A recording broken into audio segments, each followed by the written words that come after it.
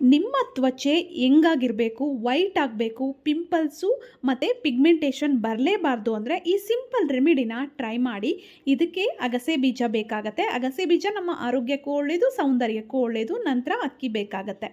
ಎರಡನ್ನು ಒಂದು ಲೋಟ ನೀರನ್ನು ಒಂದು ಪಾತ್ರೆಗೆ ಹಾಕ್ಬಿಟ್ಟು 1 ಚಮಚದಷ್ಟು ಅಗಸೆ ಬೀಜ, 1 ಚಮಚದಷ್ಟು ಅಕ್ಕಿಯನ್ನು ಹಾಕ್ಬಿಟ್ಟು 10 ನಿಮಿಷಗಳ ಕಾಲ ನಾವು ಇದನ್ನು ಕುದಿಸ್ಕೋಬೇಕು.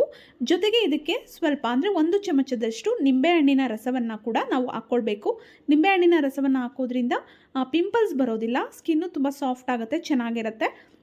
ನಂತರ 1/4 ಚಮಚದಷ್ಟು ಅರಿಶಿಣವನ್ನು ಹಾಕ್ಕೊಂಡ್ಬಿಟ್ಟು 10 ನಿಮಿಷಗಳ ಕಾಲ ಸ್ವಲ್ಪ ಜೆಲ್ ರೀತಿ ಬರಬೇಕು ಅಲ್ಲಿವರೆಗೂ ಕುದಿಸ್ಕೊಂಡು ಇಮಿಡಿಯೇಟಾಗಿ ಬಿಸಿ ಇರಬೇಕಾದ್ರೇ ಫಿಲ್ಟ್ರ್ ಮಾಡಿ ಒಂದು ಡಬ್ಬಿಗೆ ಹಾಕಿ ಇಟ್ಕೊಂಡ್ಬಿಡೋಣ.